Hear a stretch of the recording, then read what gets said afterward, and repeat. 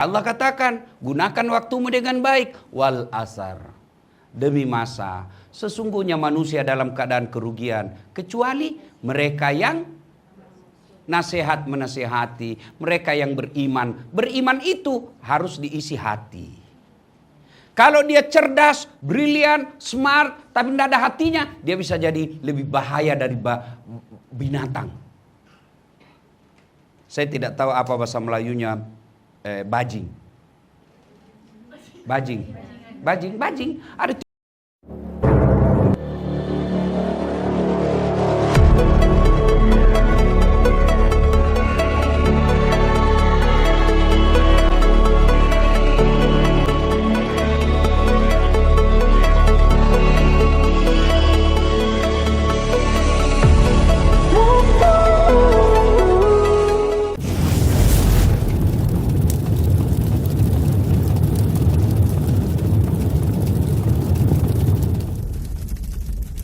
setiap acara pasti dibermulakan ucapnya Alhamdulillahirabbil alamin. Segala puji bagi Allah.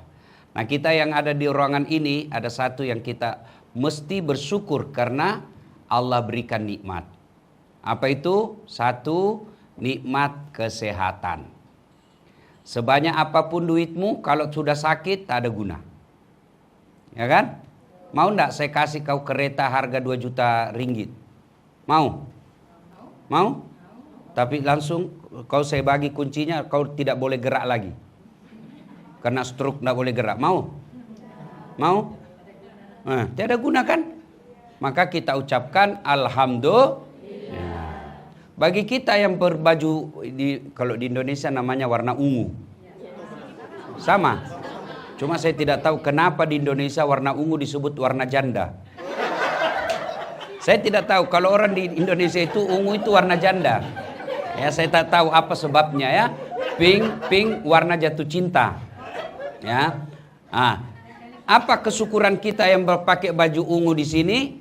Sebab kalian punya pekerjaan. Ya, ada orang sudah selesai sarjana, tidak ada kerja. Alhamdulillah, Anda kerja. Maka kita ucapkan Alhamdulillah. Sudah cukup sampai situ? Tidak. Karena kau sudah dapat kerja, maka kau harus tolong tempatmu bekerja. Karena kalau kau malas bekerja, itu bagian daripada kufur. Tidak bersyukur. Kalau kau bersyukur, selain mengucapkan Alhamdulillahirabbil alamin, juga kau harus bekerja dengan baik. Bagaimana bekerja dengan baik? Mesti diinstal kau punya otak. Mesti diisi otaknya. Karena kalau tidak diisi otaknya, maka dia kerja tak bagus. Kalau kerja tak bagus, usaha pasti tutup. Kalau usaha tutup, klinik tutup, pasti kau jadi pengangguran. Maka kalau ini maju klinik, maka yang untung bukan cuma ownernya, tapi juga pekerjanya. Kalau pekerjanya bekerja dengan baik, maka usahanya lancar. Kalau usahanya lancar, maka ownernya untung. Karena ownernya untung, maka harus jaga pekerja. Inilah yang disebut ukhuwah, persaudaraan. Itulah makna hadis Nabi, umatku itu seperti badan ini. Satu sakit, yang lain ikut merasakan. Kalau tangan kanan gatal, tanpa diundang kiri yang garuk. Tangan kiri yang garuk, tanpa diundang kanan yang garuk. Gatal dua-duanya, kerjasama. Begitu mestinya di klinik. Ada owner, ada dokternya, ada petugasnya, ada cleaning service-nya. Tapi itu satu kesatuan. Tidak boleh owner mengatakan saya yang hebat. Mana ada owner tidak ada pegawainya? Orang gila itu. Saya bos, mana anak buahmu? Tak ada. Orang gila. Iya kan? Iya. Nah, kau juga pekerja, mesti bersyukur ada bosmu. Mana boleh kau jadi pekerja kalau tidak ada bosmu? Saya pekerja, mana kantormu? Tidak ada. Orang gila. Itulah yang disebut ukhuwah. Maka mesti kompak. Salah satu kekompakan di tempat ini, orang putih bilang outbound. Kita orang bilang silaturahmi. Kenapa penting silaturahmi? Karena dia mengikat. Kenapa disebut silaturahim? Karena kasih sayang seorang manusia tidak ada kalah kasih sayangnya ibu. Maka disebut rahim. Tidak dibilang perut bapak.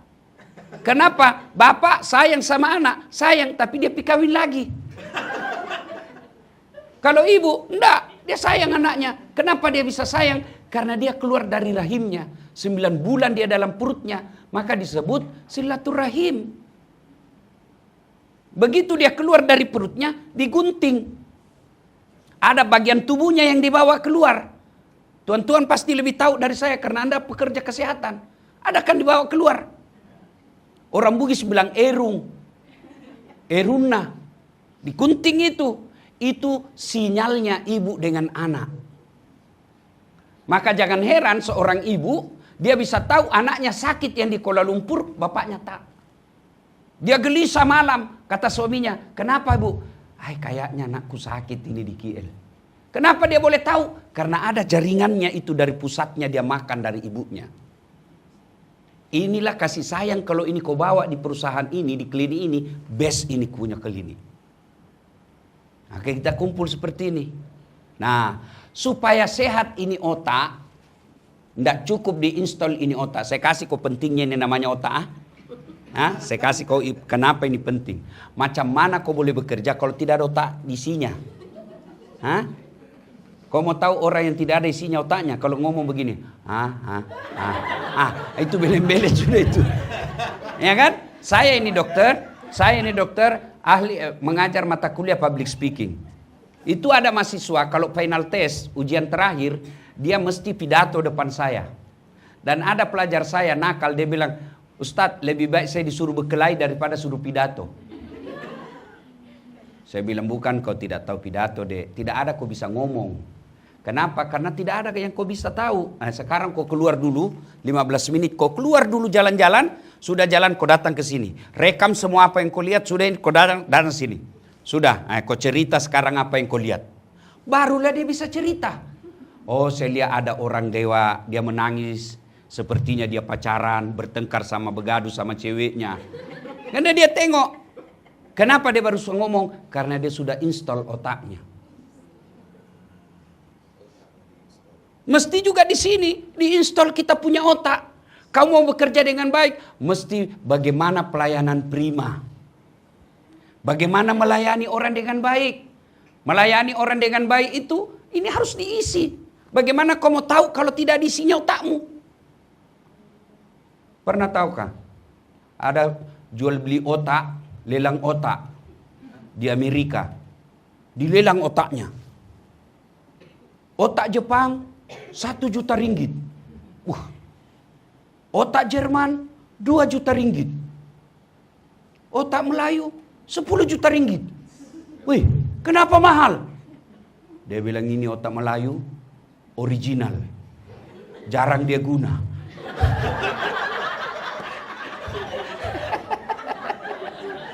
Ini Jepun sama Jerman, wah sudah aus dia. Sudah tire, tahu tire kan? Nah, itu kalau sudah gundul, berarti sudah banyak guna dia ini ya. Kalau tire yang dia masih original, itu masih baik dia punya karet. Ini otaknya ini gajar dia guna ini. Maka jangan heran kita orang Melayu kalah dengan orang putih. Kenapa? Otaknya selalu dipakai. Coba lihat kita orang Melayu, Pak. Orang Jepun bikin kereta, itu kan ada safety belt-nya. Untuk apa itu safety belt? Untuk apa? Keselamatan. Dan kalau pentingnya itu keselamatan, kalau kau tak guna itu safety belt-mu, dia kasih kau peringatan. Tik, tik, tik, tik, tik, tik, tik, tik, supaya kau guna. Tapi kita orang Melayu, kita beli lagi itu yang satu khusus tusuk gini. Kau ketawa karena kau begitu semua tuh. Makanya orang Jepun bingung. Dia bilang, ini dikasih keselamatan. Dia memang tidak jaga otaknya. Dikasih helm lagi, dia tidak guna lagi helmnya. Dia tidak sayang memang otaknya. Padahal otak inilah paling penting dalam tubuh kita. Dalam otak ada yang disebut saraf. Prosesor kalau dia komputer. Kalau otakmu itu rusak, maka semua fungsi tubuhmu rusak. Itulah otak. Maka dia mesti diisi. Inilah diisi. Apakah otak cukup? Isi kecerdasan, matematika, fisika, kedokteran, kimia, semua cukup? Belum. Iman. Kalau otak saja, kau tidak boleh kalah itu AI. AI. Ya kan orang putih bilang begitu. Kalau orang Indonesia AI. Artificial Intelligence. Kau tidak boleh kalah itu. Coba lihat itu di WhatsApp, ada itu namanya Meta. Kau tanya itu semua dia boleh tahu. Kau tulis siapa Dasat Latif. Nah, keluar itu. Sampai biniku pun dia tahu. Itu hebatnya itu Meta. Kalau kau merasa warga dunia, kalau tidak ada namamu di Meta berarti belum kau dibaca oleh dunia. Itu salah satu bukti bahwa kita penduduk dunia. Kalau kau tulis namamu di Meta ada dijelaskan berarti kau memang sudah warga dunia. Namanya warga net. Netizen namanya. Kalau tidak ada namamu, berarti kau belum dikenal. Ya? Kau tanyalah apa semua di situ. Kau tidak boleh kalahkan mereka itu. Kau tidak boleh kalahkan itu namanya komputer. Kau tidak bisa kalahkan itu namanya kalkulator dalam berhitung. Tapi apa kelemahannya? Dia tidak punya jiwa. Dia tak ada rasa. Inilah kelebihannya manusia. Rasa itu didapatkan dari hati. Bedanya kita dengan robot, mesin, kalkulator, komputer, laptop. Mereka tidak punya hati. Itulah Nabi bilang, dalam dirimu terdapat segumpal darah. Apabila segumpal darah itu sakit, sakitlah seluruh anggota tubuhmu. Tapi kalau segumpal darah itu sehat, sehatlah seluruh anggota tubuhmu. Saya bertanya, apa segumpal darah itu ya Rasul? Nabi menjawab, dialah qalbu. Hati. Dialah hati. Makanya, kau tengok, kau bawa kereta, dari Tawo pergi Keke. Yang menyetir apa? Pegang setir apa? Tangan. Gas rem apa? Kaki. Yang melihat itu jalan apa? Yang berpikir sepanjang jalan apa? Otak. Tapi begitu ada tikungan, apa tertulis? Hati. Tidak ada tertulis otak. Iya toh? Berarti memang ini hati is the best. Iya toh? Ada pengumuman di klinik. Yang melihat salah type, salah ketik apa? Mata. Yang menulis apa? Tangan. Yang berpikir apa? Otak. Tapi begitu ada pengumuman, apa kata announcer? Perhatian. Tidak ada katakan permataan. Iya kan? You understand? You understand? Alhamdulillah, kullu bikhair. Ini alhamdulillah. Maka datang di sini jangan sekedar update status. Outbound guys. Pegang seat golf. Tidak ada guna. Sia-sia waktumu, habis uang, habis masa, kau tidak ada masuk di sini. Itu disebut merugi. Maka Allah katakan, gunakan waktumu dengan baik. Wal asar. Demi masa. Sesungguhnya manusia dalam keadaan kerugian. Kecuali mereka yang nasihat menasihati. Mereka yang beriman. Beriman itu harus diisi hati. Kalau dia cerdas, brilian, smart, tapi tidak ada hatinya, dia bisa jadi lebih bahaya dari binatang.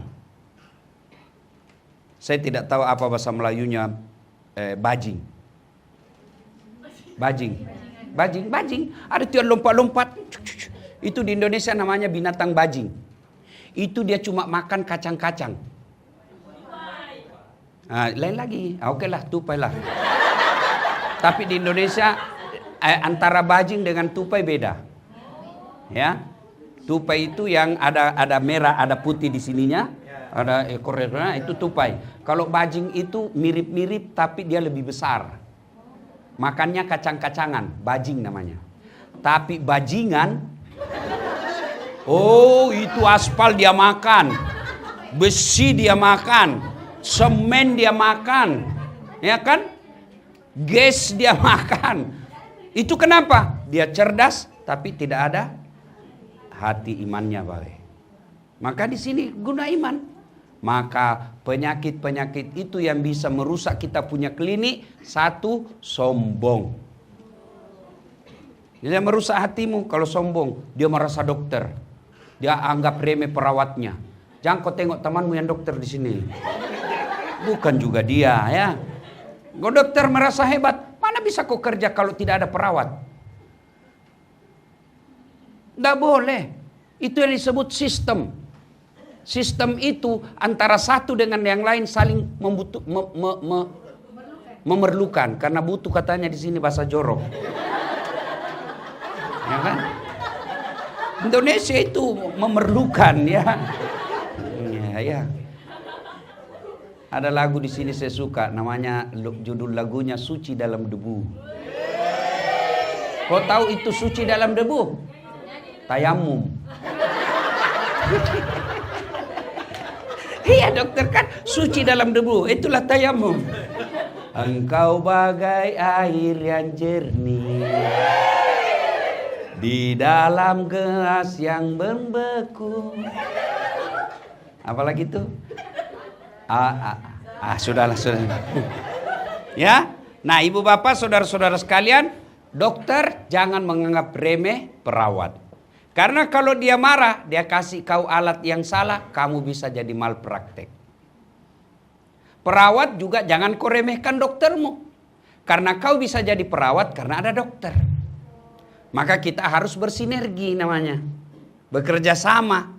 Bekerja sama dan sama-sama bekerja. Beda maknanya itu. Bekerja sama, kita saling kompak. Sama-sama bekerja, kau bekerja, saya juga bekerja. Mesti ini ada. Apa yang kamu sombong kalau seorang dokter?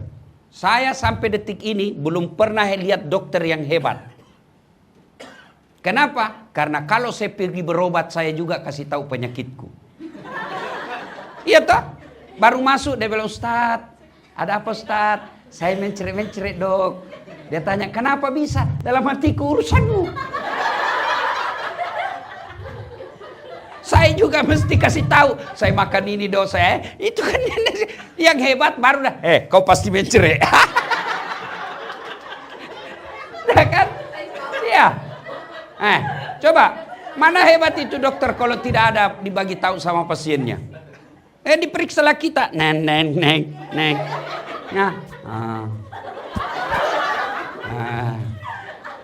Sudah itu dibagi kita obat. Kenapa? Kau baliklah 3 hari yang akan datang. Kenapa disuruh balik? Mau cari duit? Tidak. Sebab dia mau tahu itu obat yang dia kasih kau cocok atau tidak. Kalau cocok lanjut. Kalau tidak ganti. Itu. Jadi tidak hebat juga. Yang bisa menyembuhkan boleh setuju atau tidak. Pertolongan dokter cuma 40%. Tapi jiwanya dari pasien 60% yang menyembuhkannya. Tidak boleh sombong. Ustadz, jangan juga sombong. Kau mau seperti saya. Mau sombong, tak boleh. Kenapa? Saya bisa jadi ustadz karena ada pendengar. Mana boleh saya ceramah di sini kalau tidak ada yang dengar. 1 jam saya tidak ada yang dengar. Lewat Dokter Asma, sudah lama sakit itu ustadz. Iya kan? Maka dalam klinik ini tak boleh ada sombong. Kamu pegawai, jangan kau rasa meremehkan cleaning service. You know cleaning service? Ya? Jangan kau anggap remeh. Kamu bisa bekerja, kamu bisa kerja dengan baik karena ada itu cleaning service kasih bersih. Mana boleh kau kerja kalau masuk gede? Siapa mau kau suruh kasih bersih? Ya cleaning service. Tidak mungkin dokter Asman. Dok kasih bersih dulu ini. Tidak mungkin toh. Iya. Cleaning service juga jangan anggap remeh dokter dan owner. Kenapa? Karena gara-gara dia kotor, kamu ada kerja. Itulah yang disebut saling memerlukan. Tidak boleh ada merasa hebat.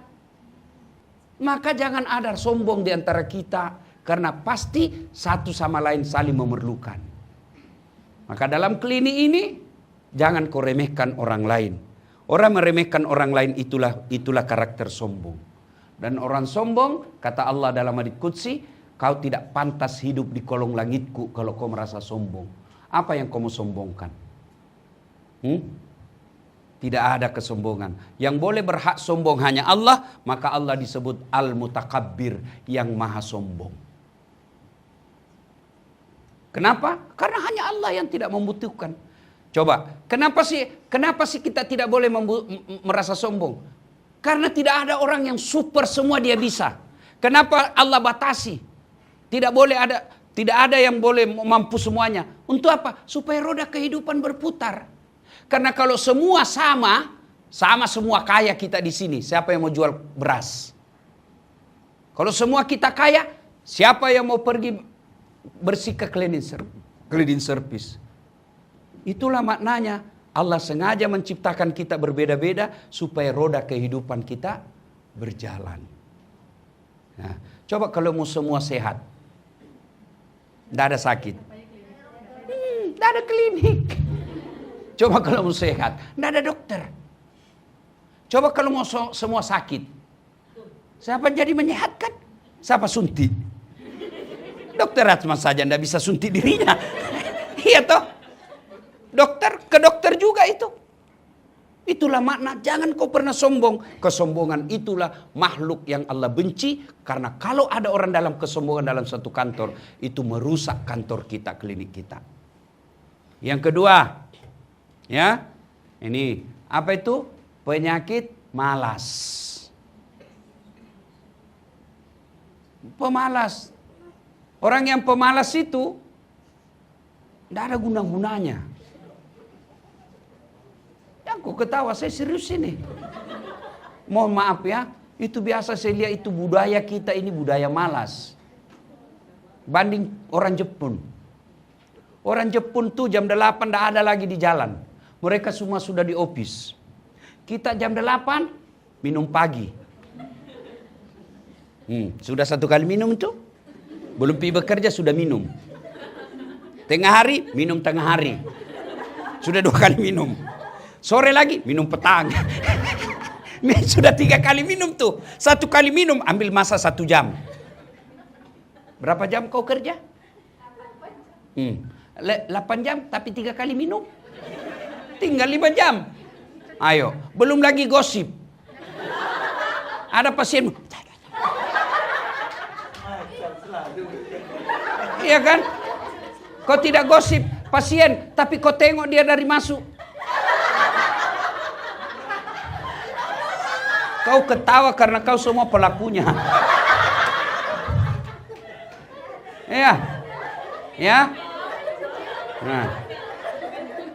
Saudara, supaya kau bisa bekerja dengan baik karena masa terhad, ya, akhirnya ya, bekerjalah lillahi ta'ala. Ya. Orang kaya datang, datuk datang, Tan Sri datang, kau layan dengan baik.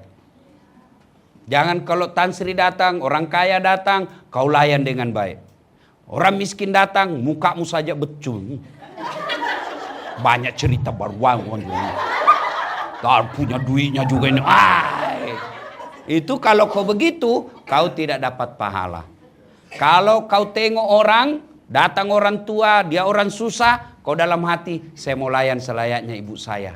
Saya anggap dia ibu saya, maka kau pasti layan dia dengan baik. Kau datang lihat tengok lagi bapak-bapak, macam atok saya ini, saya mau layan dengan baik. Jangan kau cari uangnya semata, karena kalau kau cari uang semata, kau dapat uang di dunia, tapi di akhirat, ya Allah, saya kerja di klinik 10 tahun, mana pahalaku? Malaikat katakan, Allah dia bohong.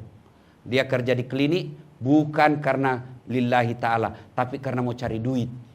Itulah sebabnya semua ibadah kita selalu niat, apapun jenis ibadahmu, mau sholat, mau puasa, selalu kita katakan lillahi ta'ala. Semata-mata karena Allah. Kalau kau kerja semata-mata karena Allah, capek, letih, penat, ngomel pasien, semua jadi amal. Kenapa? Karena kita niatkan lillahi ta'ala. Demikian, semoga ada manfaat. Lebih dan kurangnya mohon dimaafkan. Assalamualaikum warahmatullahi wabarakatuh.